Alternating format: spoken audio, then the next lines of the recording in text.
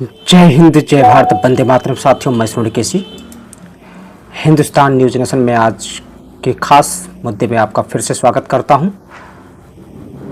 आपके साथ में मैं सुबह और शाम देश के किसी न किसी मुद्दे पर चर्चा करता हूं। आज की खास मुद्दे पे आप चर्चा करूंगा, जो कि जैसा कि आप थंबनेल में भी देखा होगा, एक राष्ट्र एक चुनाव और एक पाठ्यक्रम को लेकर आज मैं आपके साथ में सब चर्चा करूंगा और आपसे भी जानने की कोशिश करूंगा। नमस्कार, मैं सोनी केसी आपका स्वागत करता हूं हिंदुस्तान न्यूज नेशन में। इस लाइव सेशन में जहां हम चर्चा करेंगे दो महत्वपूर्ण मुद्दे हैं। एक मुद्दा है एक राष्ट्र एक चुनाव और एक मुद्दा है एक राष्ट्र एक पाठ्यक्रम। दोनों महत्वपूर्ण हैं। इसमें हमारा उद्देश्य है कि सरकार, विपक्ष और पब्लिक के दृष्टिकोण से चर्चा हो। दोनों प्रस्तावों के फायदे और नुकसान पर भी आपको अवगत करा सकूं। दोनों समाधान और लोकतांत्रिक दृष्टिकोण से पहलुओं पर समीक्षा भी होनी चाहिए। शिक्षा और चुनाव पर केंद्रित सवाल जवाब भी होगा। तो देखते रहें हिंदुस्तान न्यूज नेशन और पूरा वीडियो आप देखें। आप अपने दोस्तों को भी शेयर करें। जो भी प्रश्न है बिल्कुल आप लाइव सेशन में भी कमेंट करें, उसका जवाब देने का मैं पूरा प्रयास करूंगा। देश से जुड़ा हुआ मुद्दा है तो इसमें आपकी सहभागिता बहुत महत्वपूर्ण रहती है। हिंदुस्तान न्यूज नेशन और विश्व सेवा संघ दैनिक समाचार पत्र के माध्यम से देश के उन तमाम मुद्दों पर चर्चा होता है, उजागर किया जाता है, जानने का प्रयास किया जाता है जो समाज हित के लिए हो, राष्ट्र हित के लिए हो। आज हम इस चर्चा में जानेंगे कि एक राष्ट्र एक चुनाव, एक राष्ट्र एक पाठ्यक्रम के क्या फायदे और क्या नुकसान है।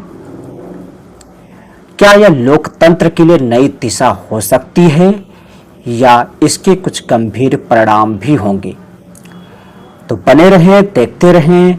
बहुत ही दिलचस्प जानकारी भी आपको इस वीडियो में मिलेगा। सबसे पहले सवाल उठता है कि क्या आप समझ सकते हैं कि एक राष्ट्र एक चुनाव का मतलब क्या है। आज मैं आपको सबसे पहले मैं वही बताऊंगा। यह प्रस्ताव है सभी चुनाव को लेकर, जैसे लोकसभा, विधानसभा, पंचायत चुनाव को एक साथ आयोजित किए जाए, जिससे चुनावों की लागत और समय को कम किया जा सके, संसाधनों की बचत हो सके। इसका मुख्य उद्देश्य है कि जितने भी चुनाव होते हैं लगातार देखा जाए तो हर साल किसी न किसी राज्य में कोई ग्राम पंचायत या कोई ना कोई चुनाव होता है। सरकार की मंशा है कि इसे एक साथ चुनाव कराया जाए, जिससे लोकसभा, विधानसभा, पंचायत चुनाव में जो भी खर्चे आते हैं उसे कम किया जा सके और समय भी पर्याप्त हो सके देश के विकास के लिए। वहीं सवाल ये उठता है कि क्या सरकार का यह कदम भारत में राजनीतिक स्थिरता ला सकता है। ये भी कई प्रश्न है, कई लोगों से चर्चा किया गया है। उन प्रश्नों को मैं आज आपके सामने रखूंगा और उसका जो सटीक विश्लेषण है उसे भी मैं आपके सामने रखूंगा। देखा जाता है हाँ, इसकी स्थिरता हो सकती है। यदि अगर ये चुनाव लागू होता है, एक राष्ट्र एक चुनाव, तो ये स्थिरता हो सकती है, क्योंकि केंद्र और राज्य सरकार के चुनाव एक साथ होंगे, तो जिससे गठबंधन सरकारें कमजोर नहीं होगी और कार्यकाल में पूरा समय मिलेगा। तो ये जो स्थिरता ला सकती है और जो गठबंधन का यह है, ये हो नहीं सकता। ऐसे में जो कार्यकाल भी पूरा मिलेगा। सबसे बड़ी बात है कि राष्ट्र के लिए जो चिंता का विषय है, चिंतन करने का है, अलग अलग नजरिया है, सबके अलग अलग विचार है। विपक्ष इसका विरोध क्यों करता है? क्या विपक्ष के लिए कोई और काम नहीं है या फिर लोकतंत्र, संविधान, इन सबके सुरक्षा चक्र को लेकर वो चर्चा करता है? तो इसका सीधा से सीधा अब देखते हैं कि विपक्ष का कहना है कि यह संघीय ढांचा के खिलाफ है जो संविधान में वर्णित है। राज्य सरकार की स्वायत्तता कम हो सकती है और केंद्र सरकार को ज़्यादा शक्ति मिल सकती है। इसके अलावा कई राज्यों में स्थानीय मुद्दे अलग हैं। राष्ट्रीय चुनाव में इसे कोई लेना देना नहीं रहेगा। तो स्वाभाविक है कि जब एक राष्ट्र एक चुनाव होगा तो विपक्ष का भी यह कहना सही भी है कि जो राज्य स्तर के मुद्दे हैं राष्ट्र स्तर के मुद्दे में समाहित हो जाएंगे और उसे केंद्र सरकार को बल मिलेगी, ऐसा विपक्ष का कहना है। क्या यह लोकतंत्रात्मक ढांचे को खतरे में डाल सकता है? यदि अगर यह लागू होता है तो क्या इसे ढाल सकता है?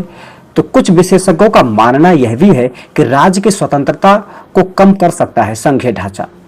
राज्यों को अपनी एक नीतियां बनाने का अधिकार है जो एक राष्ट्र एक चुनाव में प्रभावित हो सकता है।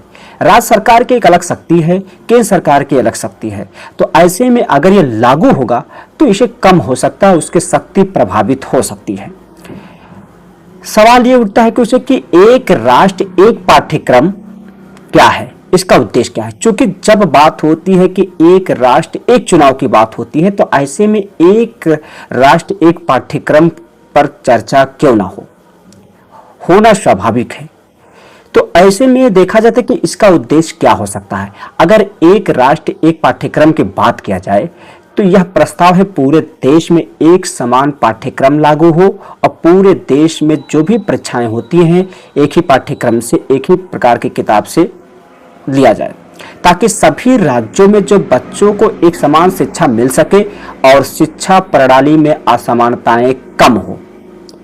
तो सवाल ये उठता है कि क्या इससे छात्रों के लिए समान अवसर बनेंगे? अगर ये लागू होता है तो पूरे भारत के छात्रों के लिए क्या है समान अवसर मिलेंगे? तो हाँ, ये हो सकता है। अगर इससे छात्रों को एक समान शिक्षा मिल सकती है तो जो विभिन्न राज्यों के बीच समान अवसर प्रदान करेगा, खासकर प्रतियोगी परीक्षाओं में। क्योंकि आजकल इंजीनियरिंग, डॉक्टरी की पढ़ाई, इंजीनियर की पढ़ाई या फिर अन्य प्रकार के जो भी हैं IAS PCS, इन सबका जो राष्ट्रीय स्तर के परीक्षाएं हैं, ऐसे में उनमें वरीयता मिल सकती है। जब एक पाठ्यक्रम होगा पूरे भारत देश में पढ़ाया जाएगा और एक ही तरह किताब से अगर लिया जाएगा तो स्वाभाविक है कि स्थानीय शहरी छात्र हों या फिर गांव स्तर के छात्रों को समान जो खासकर उनको प्रतियोगिताओं में एक वरीयता मिल सकती है। अब यह उठते हैं कि शिक्षा माफिया और निजी संस्थानों का प्रभाव जानने का प्रयास करेंगे। क्योंकि अगर बात किया जाता है वन एजुकेशन को लेकर है तो स्वाभाविक है क्या शिक्षा माफिया पर इसका कोई असर पड़ेगा जो पूरा है?